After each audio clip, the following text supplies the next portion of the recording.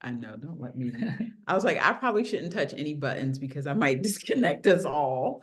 Hello, everybody. Want to thank Naveen and DVOC for letting us use their Zoom account. Otherwise, Manny and I would have had like a quick 45-minute session, and this gives us some flexibility. And want to thank all of you guys for being here, and hopefully more will join us. We have quite a few more registered. My name is Tanya Burnett. I am one of 2 county coordinators, and I'm going to handle the conceptual piece of this conversation. And to my left is... My name is Manny Dominguez, and I'm the other Philadelphia County Coordinator, and I will be handling more of like the tech side, sort of maps and signing in and all like the kind of techie side of the Atlas stuff for you. And just from a flow standpoint, we prefer that we save questions for the end. I think we're going to cover most of the burning questions you all have about atlasing. But just for us to keep the flow going, we just like to reserve those for the end of the conversation. Okay. You could share the... Sorry. No problem. Okay. So we, just high level, I think everybody's heard this stuff already, a lot of this stuff, but the third Pennsylvania Bird Atlas has already begun. It started January 2024 and will conclude in the winter. Shoot, sorry, I forgot to share the screen here. The winter of 2029. Sorry. I'm like, I knew something was weird. Tech side is already being, all right. So, okay. Is everybody seeing the screen now? Okay. Thank you. All right. Sorry about that. But this is the third bird atlas. They run about every 20 years or so. What's different about this one is that it's called a bird atlas rather than a breeding atlas, because we'll be covering both breeding and wintering birds.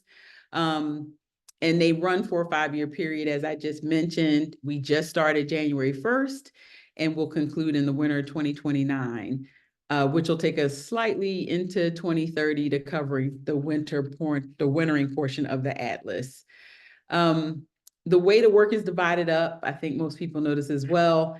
It's divided into blocks. There are 16 blocks in Philadelphia. Each block needs a principal atlaser, and a principal atlaser is basically the person responsible for making sure that all the targets are met within that block.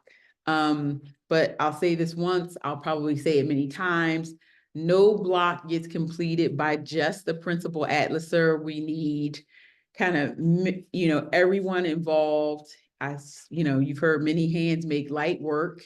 And I actually read a statistic with the prior atlas, over 2,000 birders were involved in collecting that data. So we really need birders at all skill levels, and birding really all over the place, not just in like our popular hot spots, but bird nests, could be on your street. So, and the purpose of all of this is to gather critical information that will support conservation efforts and scientific study. The concepts I'm going to cover: one is, how do we actually atlas? Like, what does it mean? We'll get into a little bit of detail about the blocks, what's required to complete a block. We'll get into safe dates and breeding codes, which I think will be the point of confusion for most people. And then we'll go into some of the technology. So first and foremost, when you are atlasing, the most important thing for you to do as your first step is to make sure that you're in the Pennsylvania Bird Atlas portal. And later on, Manny's going to give you some hands-on demonstration of how to make sure that you are logged into the portal. It's very simple, but that's a critical first step. Kind of knowing human nature, people make mistakes. If you do actually do a regular eBird list and submit it, but you meant to do it as an atlas checklist, then you'll be able to switch it over to the portal later. And again, Manny will step you through what that process is as well. The other important thing to remember while you are atlasing is, please don't use X's instead of actual counts of species. It's important for us to have kind of accurate data. It's a big difference between whether we have 8 red-eyed vireos breeding versus 60. So the actual counts are really helpful. And the other thing, and I think behaviorally might be a struggle, is that the ask is, rather than use a hotspot, an actual hotspot like John Hines or FDR Park, the ask is that you use a personal location. In order for the data to be really useful, it has to be specific to a habitat and really a small radius. So the ask is, 1, use a personal hotspot, which indicates where you're birding. 2, keep the distance short, 1 mile or less, and the duration short, 30 minutes or less. And I think those are kind of the key points as it, relates to how to actually atlas. That's just, again, with the physical checklist component of atlasing. Sorry about that. The next thing are the blocks themselves. Again, Philadelphia County has 16 blocks. We're the second smallest county by block size. Each block is 3 miles by 3 miles wide, so fairly large area, which is one of the reasons why, again, I'm now saying it for the second time, no one is expected to atlas a whole block by themselves.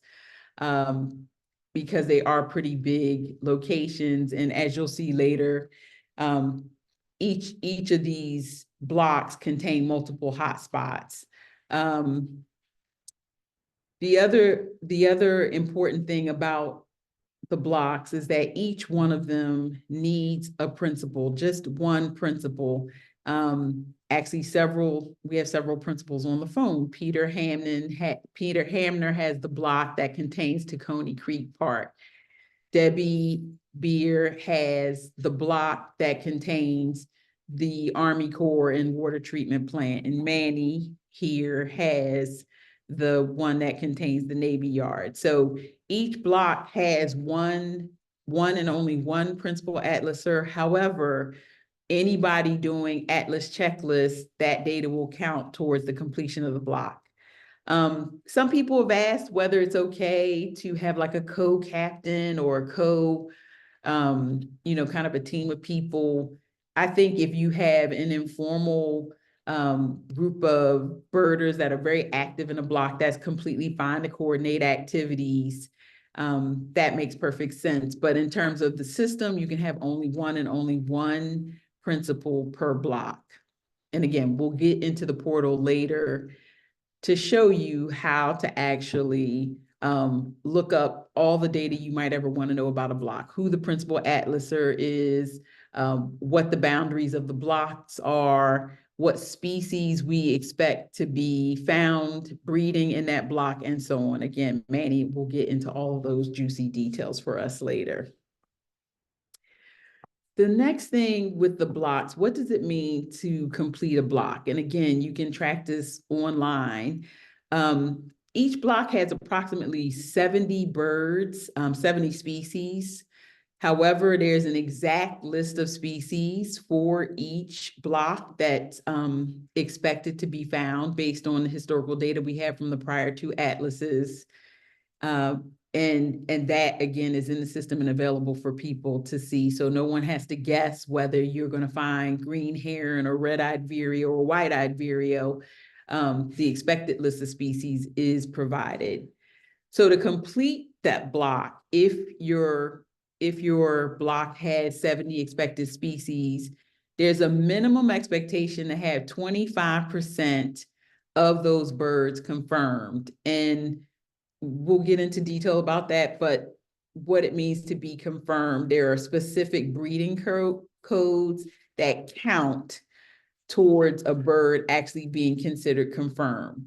There's other breeding codes that would identify a bird as a possible breeder, we want to have that category at a maximum of 25%, and then the remaining in the probable category, and that's really maxing out at 50%. But honestly, the goal is for us to have as high of a percentage as we can possibly have in the confirmed bucket.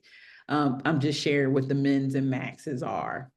Other requirements for completing a block is you're expected to have 20 hours of atlasing effort during breeding season, which is primarily April to August. There are some species that breed at different times of the year, but most breed during that time frame.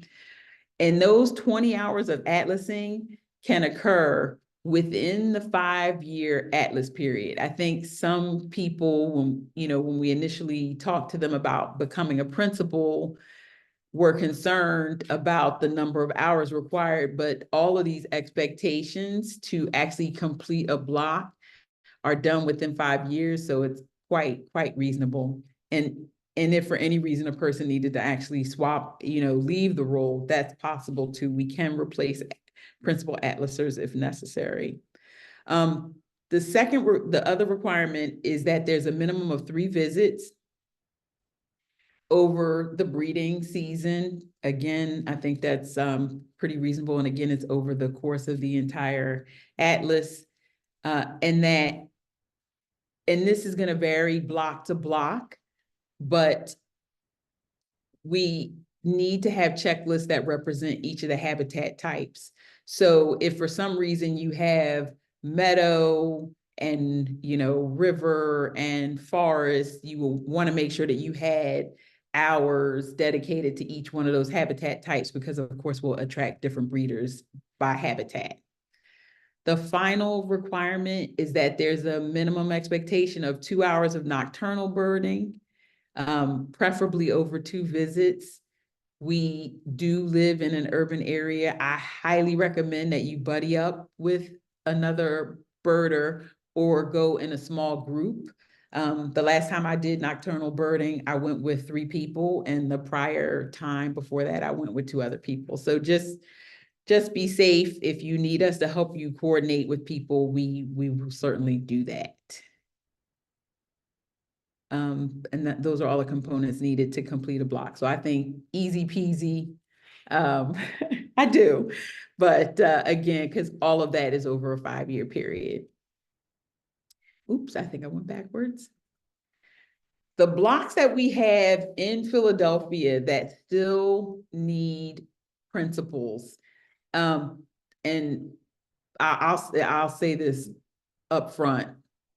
Please don't hold me to the parks. I tried to identify parks that fit inside of each of these blocks. I could be off. And also some of these blocks, some of these parks or some of these hotspots actually cut across multiple blocks. So for example, Lemon Hill is in 2 separate blocks. It's in Philadelphia Northeast and Philadelphia Northwest.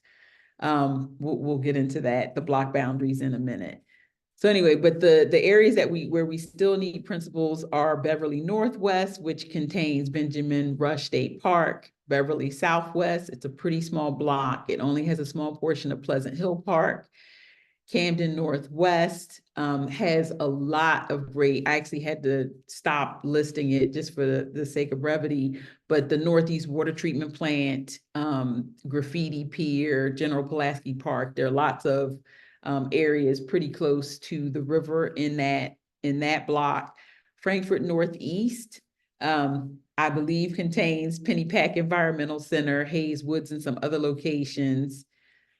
Germantown Southeast, Philadelphia, which contains LaSalle University, Worcester Woods, Fern Hill Park.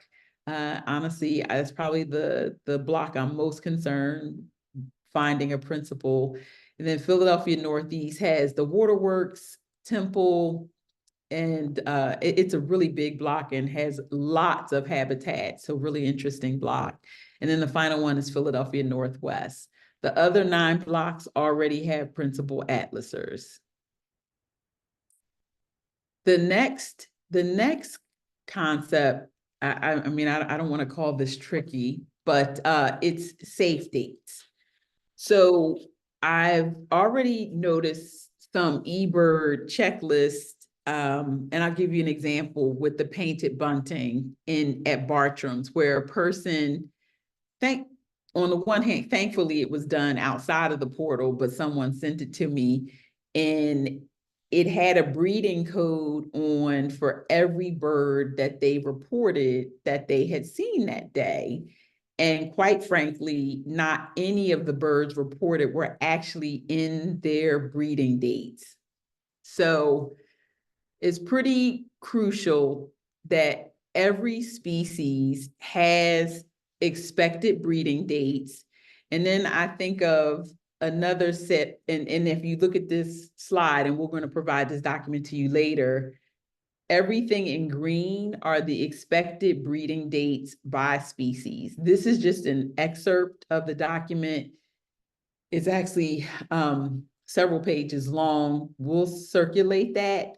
And the next step for me is that I will edit it down to just the expected species in Philadelphia. So we'll end up giving you a second version that's a shorter list.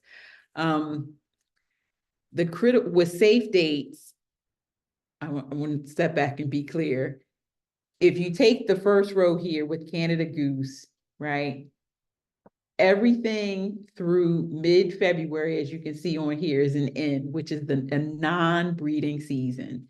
So there really isn't any reason to report activity going on with that species, breeding activity, breeding codes during that time frame. The M's are migration. Again, that's not a period when we would expect to see breeding behavior, breeding activity with Canada geese.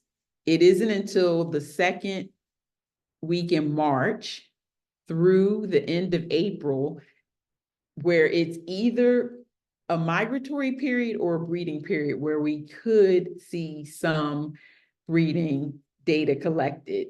But the peak period is from the first week of May through the end of July. That in green is when we expect to see breeding behavior and when we would expect to see the most data collected regarding breeding with Canada geese.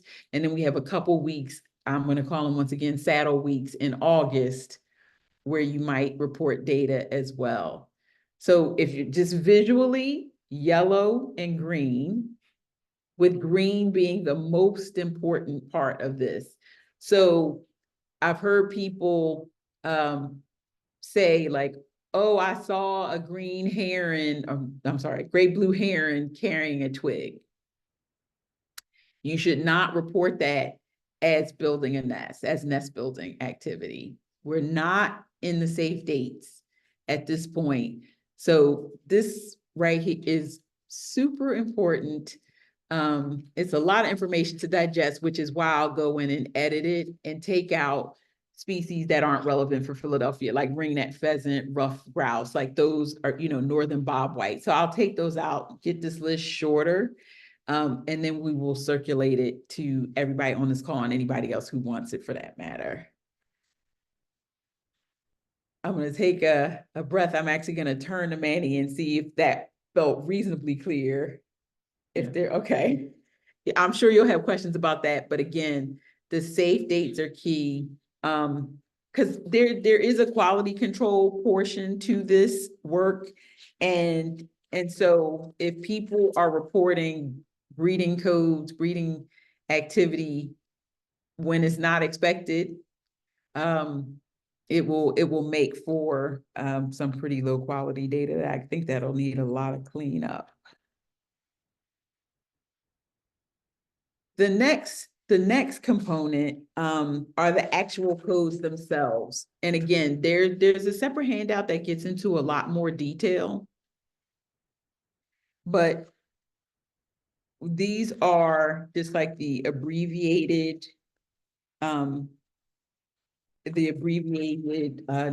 names of each of the breeding codes, but we break them into 3 categories. There's a possible breeders, right? they're probable breeders, and then the highest and best are confirmed breeders, right? And codes correlate to whether it's possible, probable, or confirmed. The possible codes are only H, inappropriate habitat, and S, singing bird. But it's important to note that you should only use those codes during breeding weeks. And if you think about the colored charts, that's the green weeks. The probable codes are singing male present 7 days. I'm not going to read all of these. Pair and suitable habitat, A, agitated behavior, but any of the ones listed under the probable category are ones that it would improve it from a possible breeder to a probable breeder, but we haven't yet seen physical evidence of breeding, but we've seen behaviors and activities that would lead us to believe there's probably breeding happening in this location. I don't know if you can see the photo to the right, because I can only see part of it. I hope you can see all of it. If you're looking at that photo, that's a great horned owl. I just wanted to stop and ask, okay, good.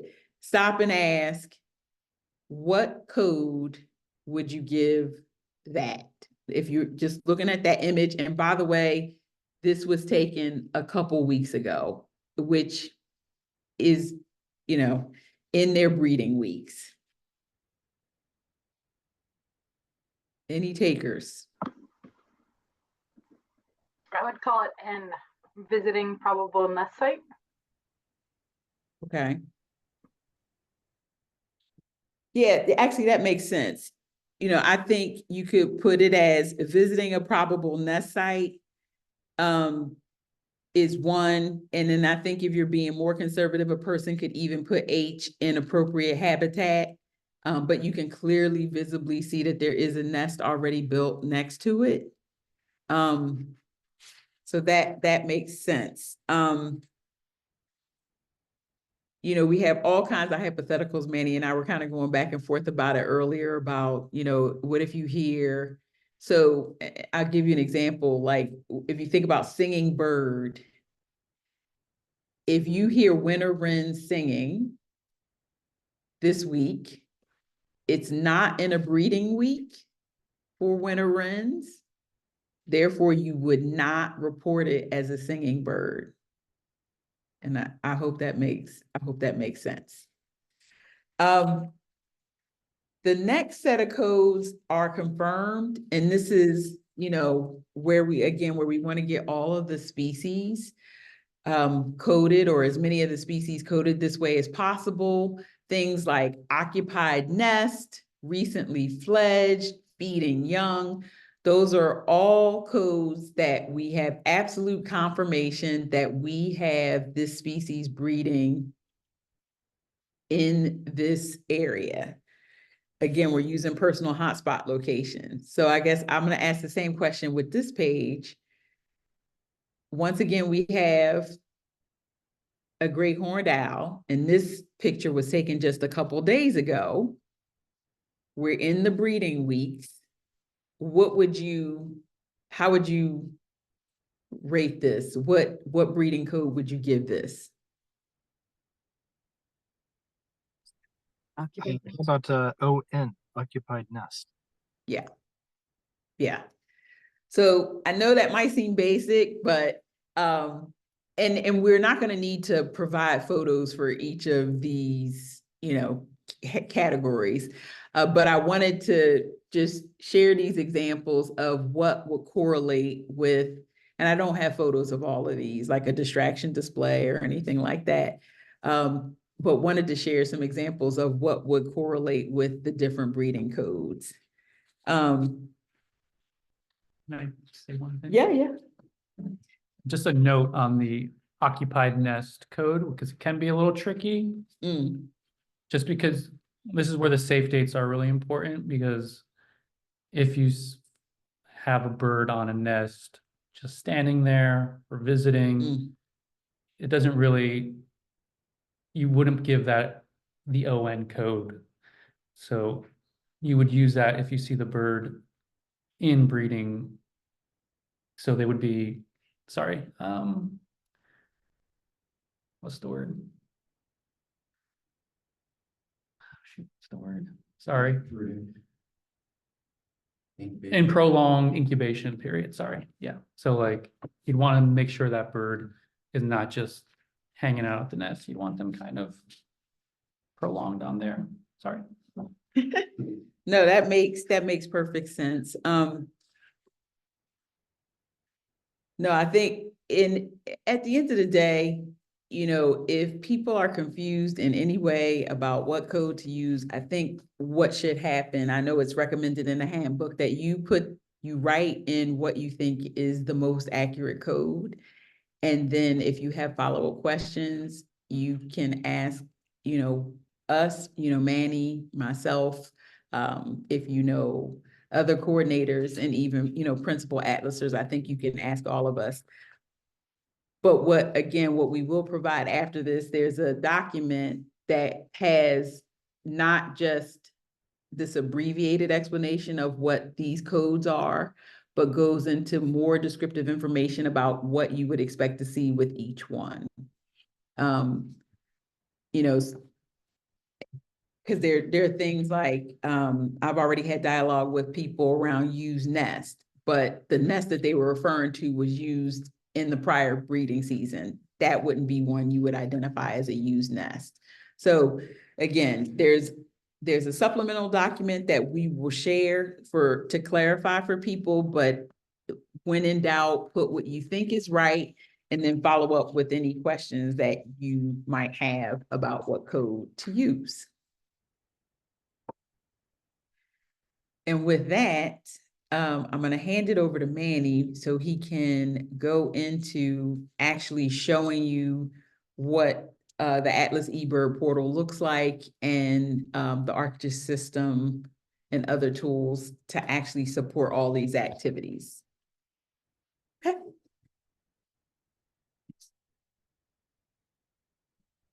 Thanks, Tanya. Sorry, I'm not a very great public speaker, so just bear with me.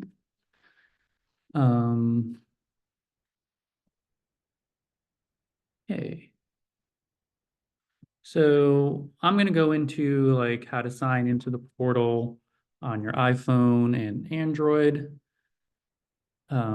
which I'm sure you probably already know, but if you don't, this will kind of explain it. If you're seeing my screen here, this is basically what you'll see on your phone when you get into the eBird app. So on your Android here, you'll see the 3 lines at the top. You'll click that, go to settings, and in their settings, you'll see this portal section here. And here is where you'll select Pennsylvania Bird Atlas. So that will make your phone app, every list that you put in there will go into the Pennsylvania Bird Atlas. If you're not in this Atlas portal, your lists will just go to eBird. And also your birds will go to normal eBird always, no matter what. But for the data to go to the Atlas, it has to go through the portal. And for the iPhone here, at the bottom here, you'll see the 3 dots at the bottom of your phone in your eBird app. You'll click that, and then you'll go into settings and account in the next screen. And then you'll go to portal at the bottom here, click the little arrow at the end, and then you'll select the Pennsylvania Bird Atlas. This is, ignore the breeding word in there. It should just say Pennsylvania Bird Atlas, like the above Android here. So that is how you get in on your phone to use the eBird app. Within the eBird app, when you're doing a checklist, you can also, in your checklist, before you submit it, you'll notice here, it does list the portal. And here you can also change like if you want to go into the Pennsylvania Bird Atlas or just regular eBird, you can also change it there before you submit. But they do recommend that if you're birding in Pennsylvania, or do most of your birding in Pennsylvania, and you're submitting to the Atlas, to just stay signed into the Pennsylvania Bird Atlas. And if you go out of state, you can obviously get out of the portal and just go to regular eBird. Okay, so No, I was just gonna say, because if you do, it's fine. Because if you do a checklist in the portal and you don't assign breeding codes, it's not going to affect the portal data at all. So it's very easy to stay in there by default and not have to worry about switching in and out of it. The only time it'll impact the data is when you use the codes. yes. Yeah. Okay, so then let's say you submit if you submit a list to eBird and you want to change that, or like, let's say you have an older list from this year, from after January, that you had a breeding code for, but it's not submitted into the portal. You can, in eBird on the website, you can go onto a checklist like this one here, and on this corner here, checklist tools, you can also change the portal at any time. So for this list, I have it in the Pennsylvania checklist or Pennsylvania Atlas, but if I wanted to remove it from the Atlas and just have it in my regular eBird, I can just go in, select eBird, change portal, and now it's no longer associated with the Pennsylvania Birding Atlas. And then the vice versa is also true, where if you submit this list, let's say I submitted this list yesterday or Saturday, and I put a code in here, but I wasn't in the Atlas, but I want this to be part of the Atlas, I can go in, hit checklist tools, change portal, and then scroll down and you'll find Pennsylvania Bird Atlas right there, change portal. And now this data with the coded bird will be in the Pennsylvania Bird Atlas data set. Okay, next is, and generally, I want to go over a little bit of the Pennsylvania Bird Atlas site, which is this page. How I've been doing it, and you may want to do it a different way, is like I usually have like regular eBird open, and then the Pennsylvania eBird, because sometimes if you're going into regular eBird, or like if you're in the Pennsylvania Bird Atlas, you might not see the data that you want for your regular eBirding and birding stuff that you do. So it's sometimes good to have both sites open for easy access.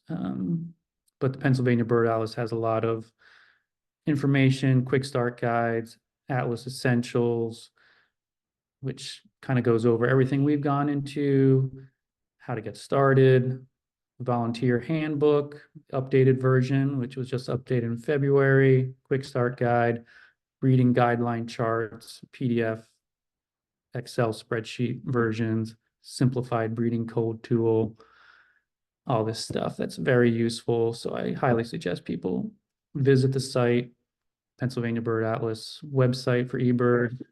They also do articles every month, spotlighting certain species that are current, like February, they have rock pigeons, house sparrows. January, they did great horned owls, bald eagles, barred owls, just useful information about whatever's breeding in specific months. That's pretty much all I have to say about the eBird site. Oh, well, actually, you can actually explore, maybe I'll go a little bit into exploring specific area, like if you want to explore the Philadelphia County in eBird, and you can kind of go through blocks and view block data. Like if we search Camden NW Northwest block, you can explore data in there. You can see lists that people have submitted, species they've seen, coded birds, things that are possible, probable, confirmed. Very useful to, check out all the time if you're heavily into the atlasing. Yeah, anything else in eBird I think that's it for the eBird. And then this is the ArcGIS site, or the Pennsylvania Bird Atlas Map Tool, they call it. This is also, I think, shared in different on the eBird site and other places. This is where you can sign up to be a principal atlaser. If you're interested in a specific block that you want to help atlas, if you don't want to be a principal atlaser, but you do want to atlas in a specific block, you can visit this site and it'll give you a lot of data that's useful. It'll give you maps.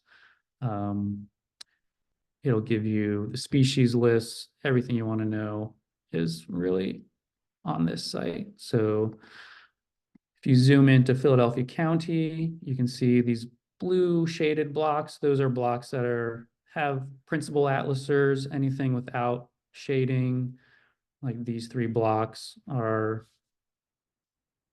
they still need principal atlasers.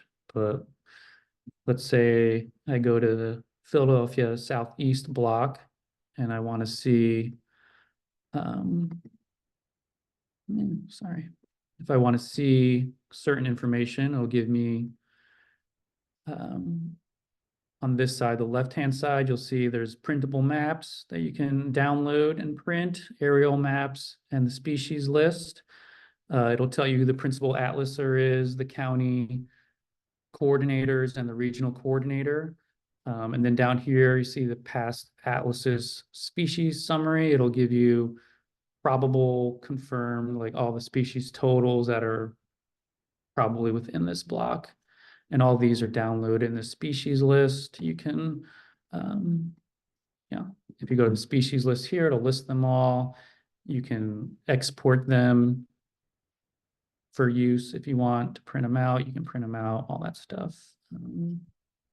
Yeah.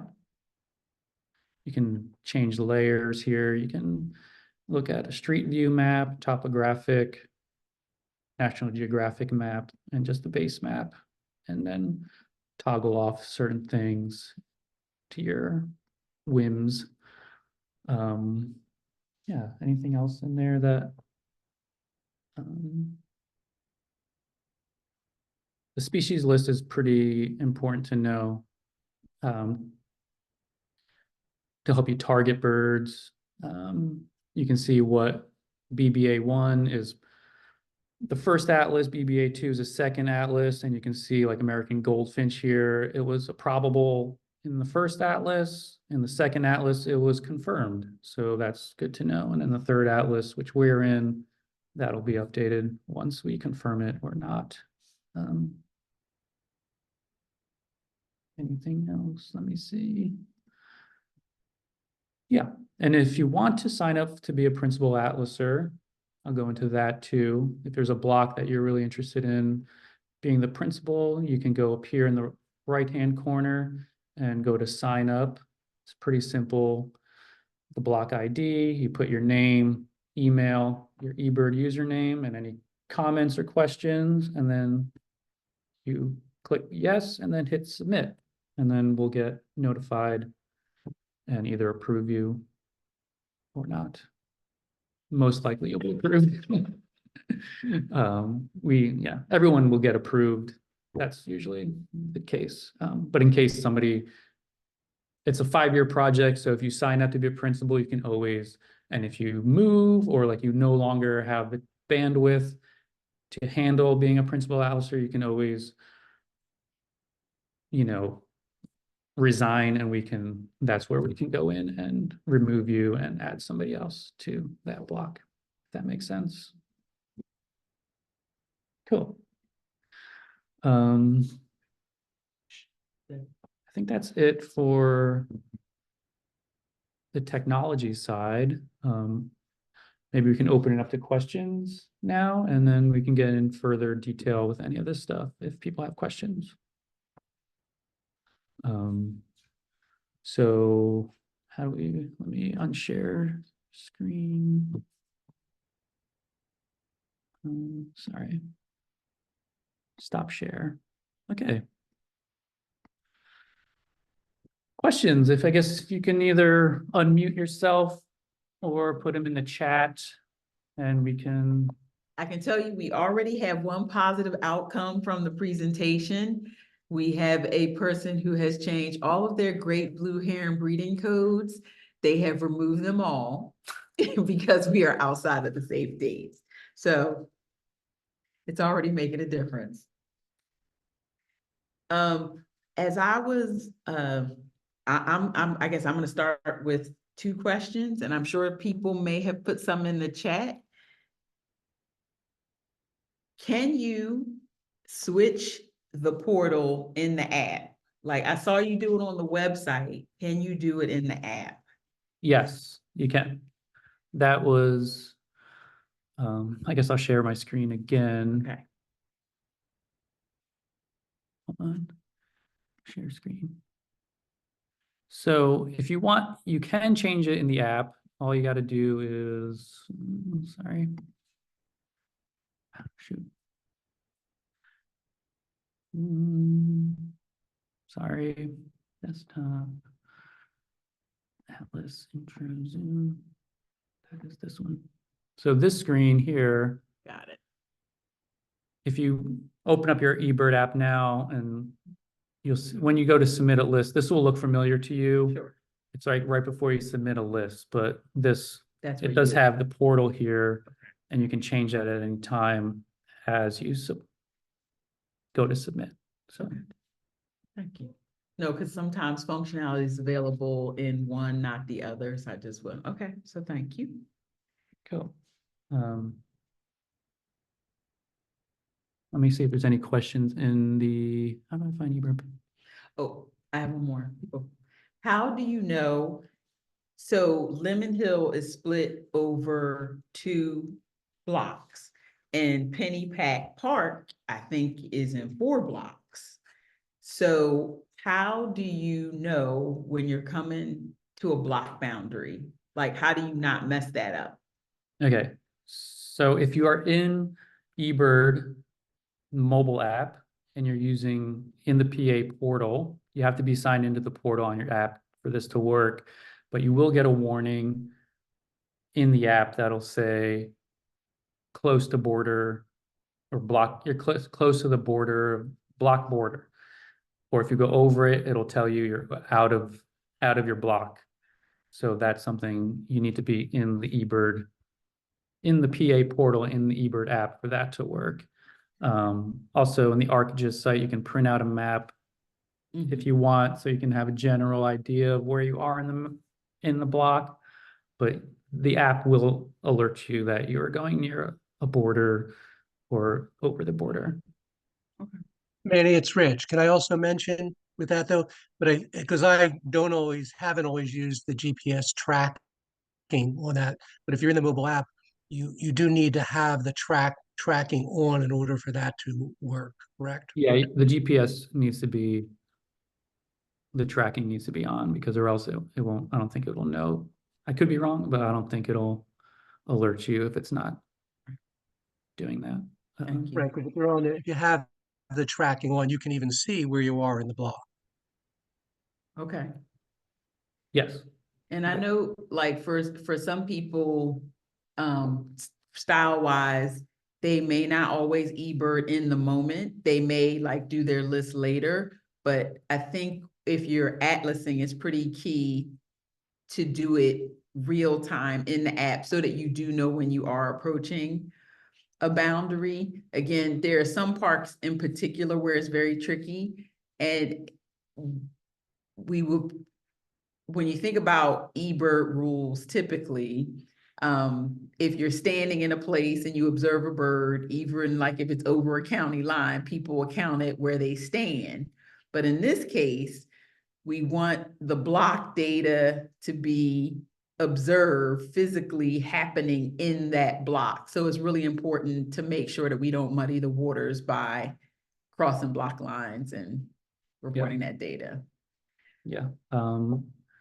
There's a question here from Debbie saying, after the checklist is submitted, the portal can only be changed on the website, not on the app. That is correct, yeah. So like, I kind of showed it, maybe I went too fast, but I can show it again if people need it. But you can, in the eBird website, checklist tools is on the right-hand side of the page.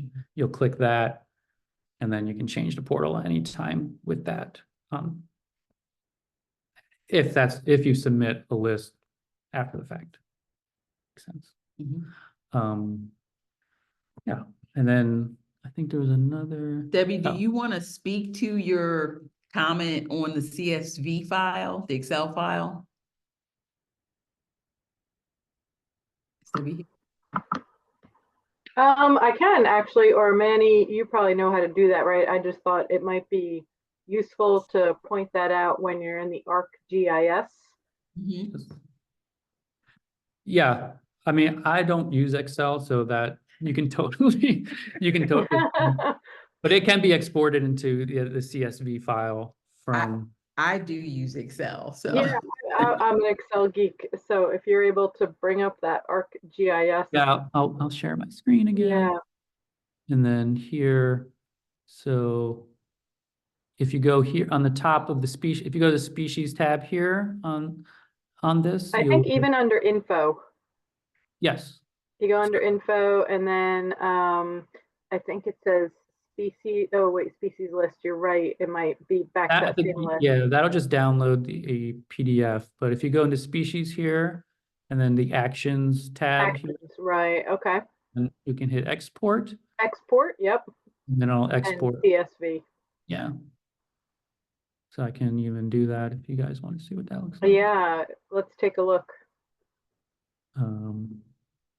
And I know, like in this case, I think it said that block is supposed to have 57 species, but that's not to say we won't find species. Find more. Yeah. Right, we won't find more. So we don't want to, kind of limit people's work, but this is the starting point. Starting But point. Exactly. Yeah. Yeah, this is the downloaded CSV file. This is not in Excel. This is just whatever I open it up with, but it shows you all the species that have been observed in this block, which is, I think, Philadelphia Southeast. Sorry. I call it Navy Yard, but Yeah, it's more than Navy it's Yard. FDR, it's Navy Yard, it's a little bit of it's Windy Point, like that Mhm. whole southeast corner. Right. But yeah, this Or is all. even like indigo bunting, check that out. It was like, what was it, unconfirmed or something? Indigo bunting. It just popped in my head Oh, that perhaps that could be Oh, here it is, yeah. confirmed. Or yeah, It was probably. unreported. Yeah, unreported. Incredible, right? Oh, also, I might have mentioned, I don't know if I mentioned this, but before you export it out, you can sort, you can change the sorting into either common name, scientific name. I like to do it by taxonomic order, so you can do that, and then it'll export it in that order for ease of use. When I exported mine, Manny, it actually showed a lot more data than just those 3 columns. So maybe it actually showed a taxonomic number, which was brilliant because then you can sort either way. You can sort by alpha. Okay. Yeah, there you go. Over to the Yeah, if I right. scroll over, yeah. Yep. And then you can actually sort it alpha. You can sort it by taxonomic. Like once you have it on a spreadsheet, then it's handy and it has the Latin name as well. So cool. And for my simple mind, I will be sorting in alphabetical order. Because, but everybody thinks differently, like Manny wants it taxonomic. So Yeah, absolutely. Right. Sorted different ways. Yeah. No, thanks, Manny, because I discovered that through the Discord channel. And I was like, oh my gosh, I'm going to do that. Okay, so yeah, so Rich has a question here about where the updated handbook is located. And I'll share my screen again. If you go to the Pennsylvania Bird Atlas eBird site, which I think also there's a question earlier about how to find that. If you just go into ebird.org/atlaspa, it should bring you to this site. And then down here, Atlas Resources, you'll see Atlas Essentials, how to get started atlasing. And in here is a volunteer handbook. You click that. It's right here. You can download it, print it, read it, do whatever you want. It's all in here. Okay, stop sharing. Any other? Does that answer your question, Rich? Hey Manny, do you have any tips about putting the breeding chart on your phone? Is it like, do you have it as a PDF just somewhere on your phone? I've struggled with that because it's a big long thing, right? 10 pages. And when I'm in the field, I'm like, wait, what are the breeding dates for this? Or Yeah, I do have it saved. I saved it as a file on my phone. It's not great because it is tiny. I've also I have a printed version that I keep with me. That's sort of like my easier way for me to look at it. So you may want to print it out and print a few copies out just to I keep one in the car, one in my photo bag, like my camera bag, that kind of stuff. That might, but yeah, on the phone it's like a little tough. I tried to put it on my Google Drive and it did not work. It was a bungled mess. But there is that website that was circulated that could be a good way to, if you just like keep that Oh, yeah. website up, I'll where put it'll that- show you just the yeah, man, if you want to share it, it'll show you Yeah. exactly which birds are you can count, which is kind of nice, quick and easy. Yeah, I'll share this link I think they also put on the PA Atlas eBird site. They just added it, but this link I'm going to put in the chat. that's a great idea, Peter. I didn't even think of that having as a actual web link. Because yeah, you're in the field and I'm like, okay, I'm gonna have to print out this big long thing and keep it in my car. Let me share my screen so I can show everybody what that site is. Yeah, it's really thank you. nice. Basically, it's a simplified breeding code guidelines website. So basically kind of lists breeding codes. And then here you'll see you can choose a date. Usually it's in the day, whatever day we're in. And it'll tell you any breeding code can be used for these specific birds. And then what confirmed or probable codes can be used on these specific birds. And if you change the date, let's say we go to April or May 16th, your list is gonna That's a lot of there's gonna be a lot of birds there that you can use codes for. So this is gonna be a great tool for simplified. Instead of, if you don't want to go through the whole breeding guide, you can just go on this website, put in a date, or just look at today's date before you go out birding. And yeah, it'll give you all that information of what you can't use. That's great. Thank you. Yeah, thanks, Peter, for bringing that up. That's a good one. I've got a question. What if you're birding into the border, two different blocks? Do you stop do you close your checklist in one block and then open one in the other block? I mean, I was just thinking when I was doing the Philadelphia Midwinter bird count, I was getting messages saying that I'm near the border of a block. Right. And it was really confusing because actually now looking at the atlas, it looks like the whole city is covered by blocks. And if I was really in one block and then I moved into another block. Yeah, Judy, you would, I mean, in fact, the entire state is covered by these 3x3 blocks. So if you are out and you're birding, you're atlasing, and you've come to the edge of a block, even if it's the same type of habitat, I would end the first checklist and start another one if you want to continue birding. Okay. Yeah. Yeah, It's definitely going to help us. We're going to definitely build new eBird muscles that we never used before, because I would have never done that before. But for this to keep the data accurate and useful, yeah. I think it might be helpful for people to think in terms of two separate ways of birding now. You're either going to be atlasing or just your regular everyday birding that you've been doing up till now. when you're atlasing, you want to be very specific as far as, like Tanya mentioned earlier, short, less than 30 minutes or less time within less than a mile radius. You want to be very specific in habitats and like where the breeding is happening. So you kind of want to like change your mindset a little bit. Like, I'm going to go out atlasing, looking for target birds, what I need to confirm or whatever. And then, you know, you can always do your regular birding, which is like, you know, 2-hour, 3-hour lists all over Hines, the entire loop of Hines, that kind of thing. That's with like, you know, and if you're atlasing, you want to be using the codes. But if you're not, if you're just regular e-birding, you may not want to use the codes, that kind of thing, right?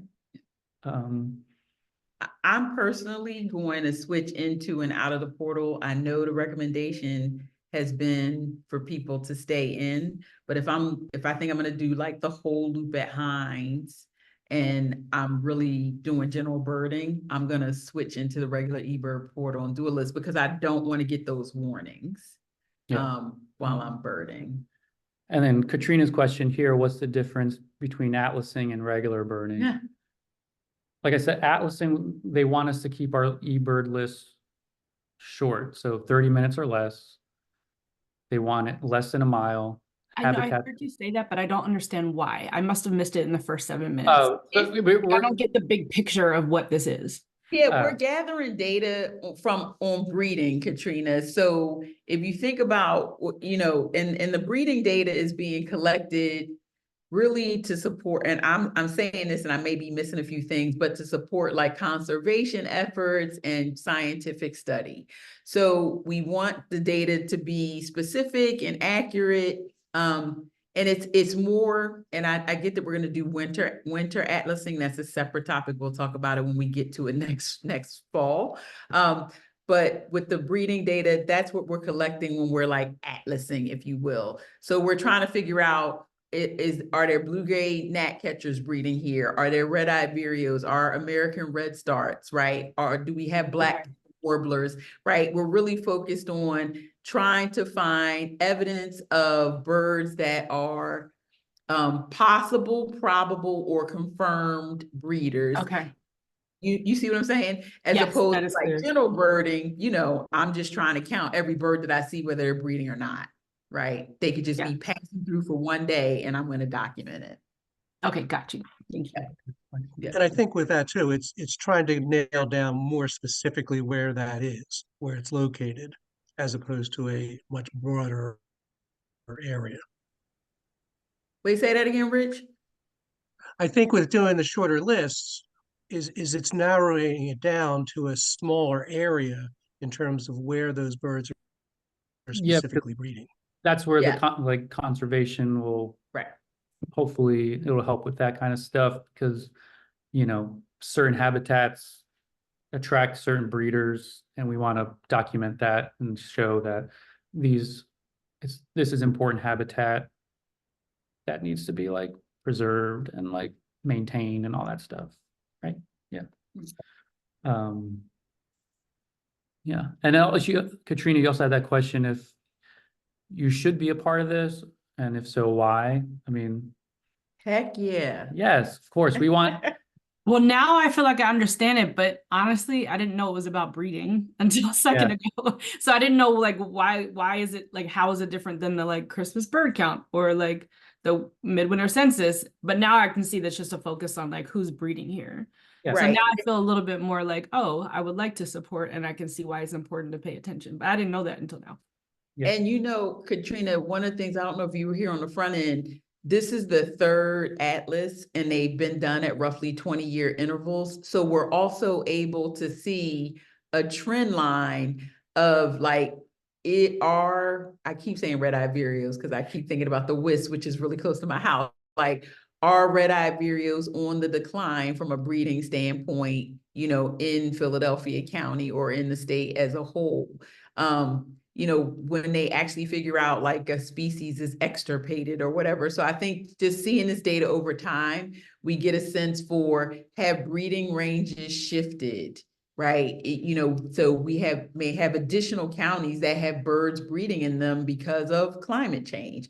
Or we may see the locations within the county kind of shift because habitat hasn't been maintained in certain places. So I think there's a lot that you can tell because of the specificity of the data that's being collected. And so, I think that's why it's important, like what's happening over time.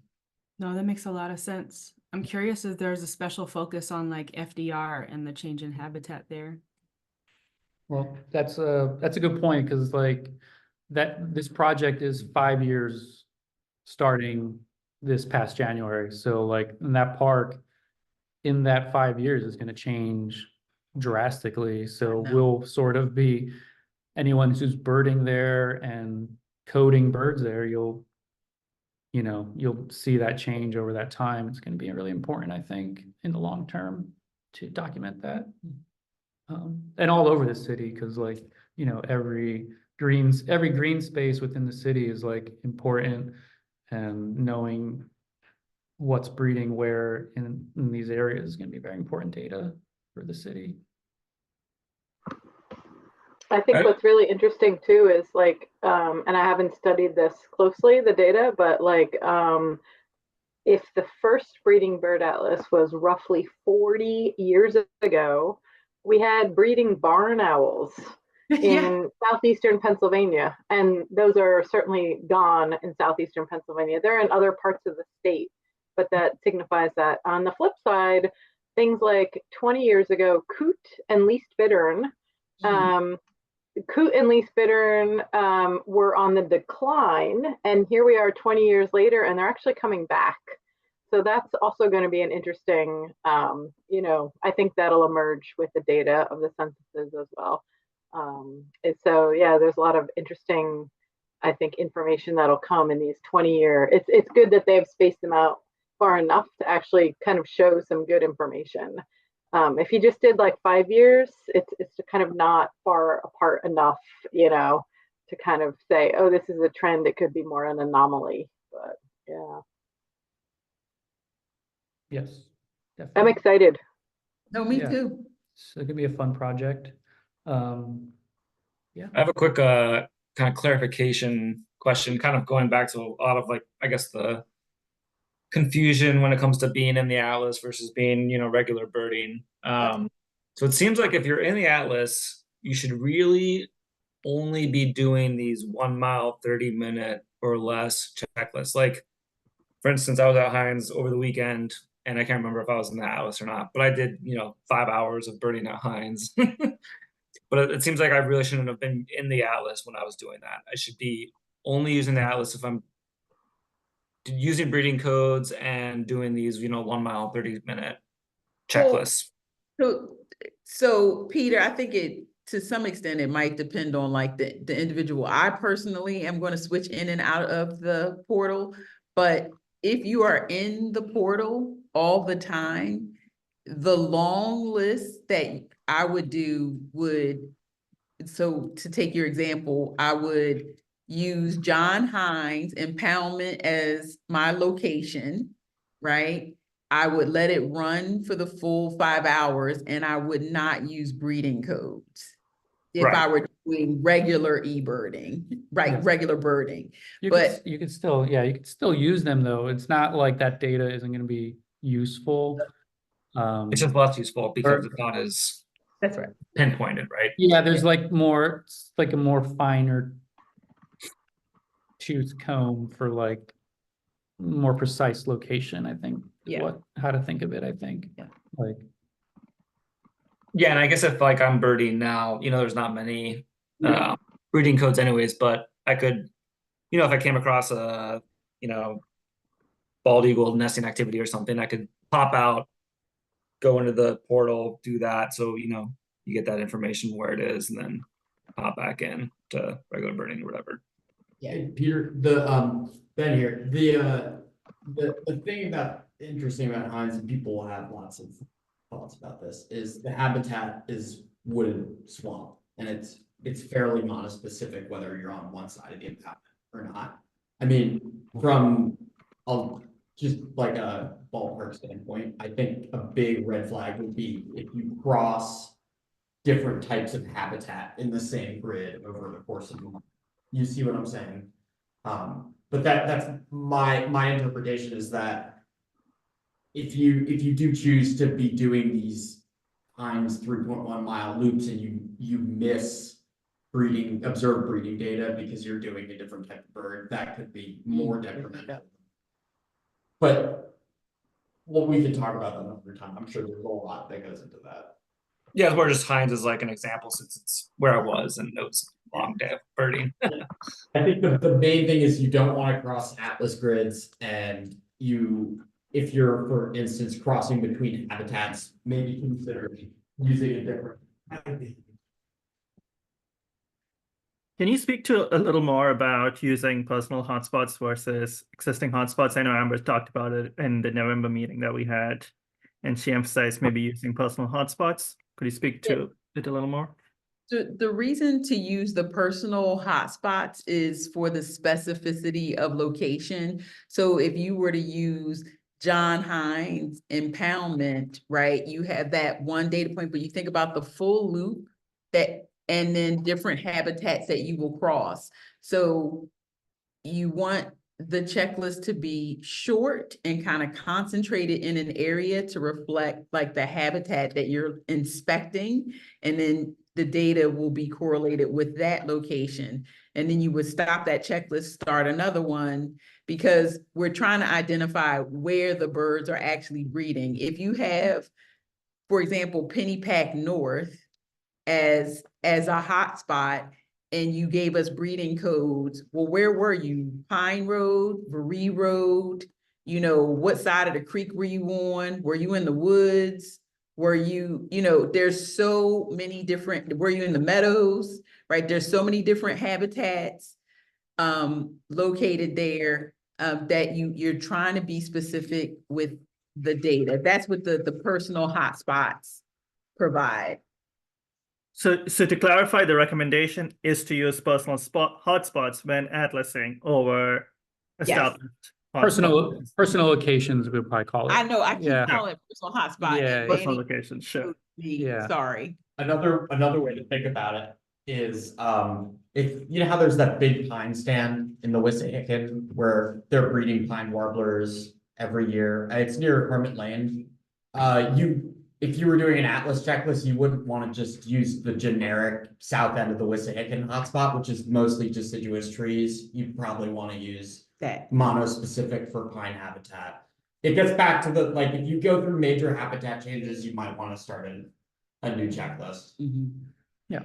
And there was a question asked a while ago about how to sign up as a block captain. So Yeah, Keith Russell asked, I'm going to go over again how to sign up to be the block principal atlaser. so ArcGIS. is Yeah, 20 let me share my screen. Okay. And then I'll share the link after I go over it. So what you want to do is go to the ArcGIS site here, which I'll send the link in the chat. And in the top right-hand corner, you'll see Atlas block sign up here. And then you just click this. And you just, whatever, you want to pick whatever block, like in the map. Let me go back, sorry. Manny, can you make your screen bigger? Sorry. It's just a small little thumbnail. Okay. Sorry. Really? Okay. Are you on the? Like zooming, if you're able to zoom your window. Okay. There you go. Sorry, let me just go back to layers here. Okay. So you'll want to click the block, like let's say you wanted to sign up for Camden Northwest, because that one's open. So if you want to sign up for Camden Northwest, you click this and you see the code under there, 96A31. You'll go to the block sign up here on the top right and make sure that's the correct block ID number. You'll put in your name, email, address, your eBird username, any comments or questions you may have, click yes here, and then hit submit, and then we'll get an alert to approve you for the block principal atlaser. And then I'll share this.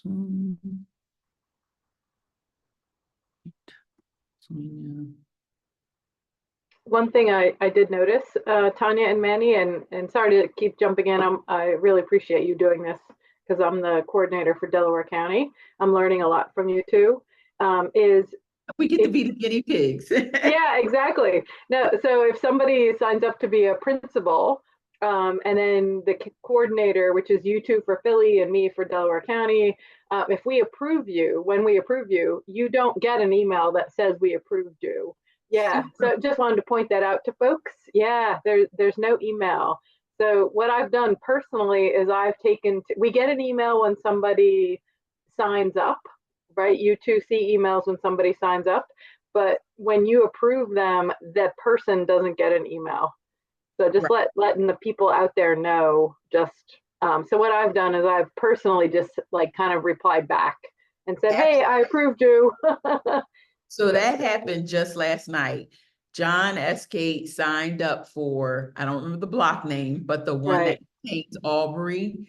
It went into the portal, Manny approved it, and I wrote John and said, you know, thanks again, because we've been in conversation about him taking it. Thanks again for doing this. And you have been approved. So absolutely. Right. Yeah, no, good job, Tanya. Because but as coordinators, we've been asking the people in charge to say, hey, can you set, like, does an email go out automatically? But it does not. Definitely does not. Good job, Tanya. Katrina, I think we'll share the video once the video is done. We'll record it and I guess put on YouTube or something. We'll share that on the chat or Discord, all those sites. So and we're gonna do it again. I mean, hopefully, practice makes perfect. Plus, we get asked questions offline, and there are people that are out of town or this time didn't work for them. So we'll do this again before we get into peak breeding season. And also, I've got a couple questions.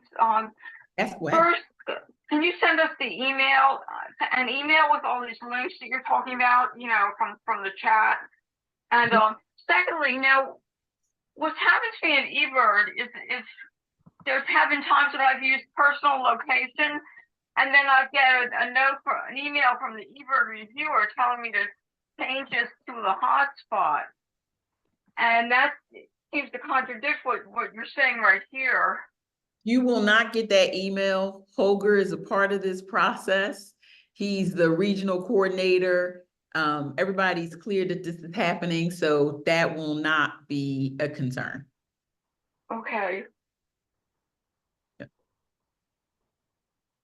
and we will share links that we've mentioned today in an email. If we have your email, we'll send it to you. Yeah, so everybody who registered, we asked Naveen, he's gonna provide us with the email addresses. And so there's some things we'll provide links, other things we'll actually provide PDF files, but we absolutely will put in your hands all the documents you could want and more. I think that the most critical ones to read, like the handbook obviously has everything, but it is lengthy. I think that there's a document that explains the breeding codes, and there's another document with the safe dates. Those are probably the most important ones in terms of getting started with the atlasing process. But we're going to provide other ones as well.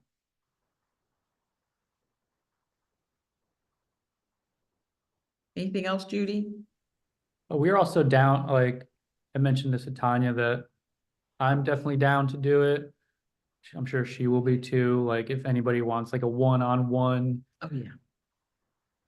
like we can go birding somewhere and do like a one-on-one or like a small group. More people are interested and kind of do like sort of like hands-on in the field atlasing training type thing. So if anybody's interested in that, you can email us or text us or reach out in any way, and we'll definitely be down to do that. And because I know personally, I think I learn better in person than via Zoom or like handbooks, all that stuff. Like in person is usually, I think, the easiest way to learn something new. Yep. Absolutely. All right, it's Rich again. I just wanted to mention, I think to reinforce what Tanya was saying too about not losing data as we get more into the breeding season. With the idea of having to break up checklists. I mean, I've been sort of guilty of that myself in the sense of turning in some like 4-hour Atlas checklists and sort of fooling around with different ways of doing it. But like, say, for example, Heinz, it really gets into, I think, as some other people pointed out, Ben probably too, is that, as you walk through one habitat, you do one list. When you get to another habitat, you start another list. So you're just breaking up a place like Heinz or FDR into 4 or 5 different lists as opposed to one continual list. I don't think it makes a big difference right now, but particularly when we're right in the height of breeding, we want to capture that data. Yeah. And just so it's clear, like if you're in the portal and if you do a long list and you use breeding codes in that long list, it'll still be used in the Atlas. Like there's no hard rules of like, if you do a list over 30 minutes, it's not going to count or anything like that. It'll still count. Codes will still go in. It's just they prefer The data. shorter lists or shorter time lists and shorter like area. Right. You'll get a warning about the border, but they won't give you an automated warning. Warning that'll say you're at 29 minutes. That won't happen. But it's something, it's just a behavior that we'll have to reinforce for ourselves. And I don't think it's going to be easy for any of us because it is definitely very different than the way I eBird today. Cool. Any other questions or Yeah, Ben has a question? I do. What if you see confirmed nesting activity, like straight up just confirmed, completely out of the date? You can, I believe you can still list that. You could still, because I thought the guidance had changed. Yeah, absolutely. So Like, in my mind, I think, I keep thinking about global warming and like the implications of, right, like that things could shift a week or two or whatever. So, or a month, right? So if people, I think 2 things, if you have evidence outside of the breeding dates, document it. I know you walk around with a camera, take your pictures, right? Document it to the best of your ability. And the same would be said for if there's an additional species that you're adding to a block, document it. We welcome that. So it would be a learning, right? It might shift PBA4's breeding date ranges. So yeah. For instance, like let's say you see a ruby-throated hummingbird on a nest in its migration date, but it's not in the E code. You would put that, like, let's say I have a bird on a nest with eggs. Yeah, you can still You use still it. put it on. Yeah. And I think technically any confirmed code can be used, I think, at any time if it's like, that specific to, I don't think it's going to happen a whole lot, but it'll be interesting to see what happens when we're actually out there.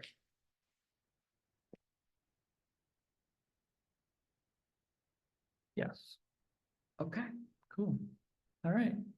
I think that is all we have. Oh, wait, one more thing. Yeah, I was gonna say our email address, actually. I forgot Oh, about yeah. that. Well, I'll share that too. I think we also wanted to mention ethical birding. I think that's one thing that we missed so far. It is important to, let me find what they say in here about it. We want to be ethical when we're birding and doing our atlasing. Respect and promote birds and their environment. You don't want to be disturbing them while they're breeding or nesting. You don't want to go too close to the nest or scare them from the nest, anything like that. You don't want to stress them. Yeah. So you can confirm breeding without getting super close to a nest. So just want people to be aware of that. Respect and promote the birding community and its members, and respect and promote the law and rights of others. like no trespassing. We do have letters, I mean, to that end, like Manny saying no trespassing. But if there's a unique habitat that is private in a block, we have letters where we can do outreach, just kind of talk to us offline, and we might be able to figure out a way to get access to an area that might otherwise be restricted. But obviously I agree with the point that we don't want to stress out the birds. I mean, we have scopes, we have binoculars, we have cameras Zoom with cam. zoom lenses, so as we can definitely observe these birds at a safe distance. I guess the one thing, I mean, we've been asking this in a way, like showing you how to sign up a principal, like please consider becoming a principal and spread the word to other people, because I don't know, this call had 15, 20 people on it. We can't get all of Philadelphia done. So just if you can be out there and be ambassadors and educate people about what this process is to enroll and engage more people, please, we need it. So I, kind of ask for that as well. And then again, we're here to answer any questions offline, in person. We can be DM'd on multiple platforms. We also have this email address that Manny is including in the chat, but it'll also be in the follow-up email that we send with the documents as well. So, and if you're doing nocturnal birding, again, ask for partners. So that's it. I know we could tell a story or two, but we won't. It's really important to have partners with you. But that's it. Thank you for everything. We're excited about it, and hopefully we did not bore you to death and that you are ready and excited to do this. So thank you. Good night.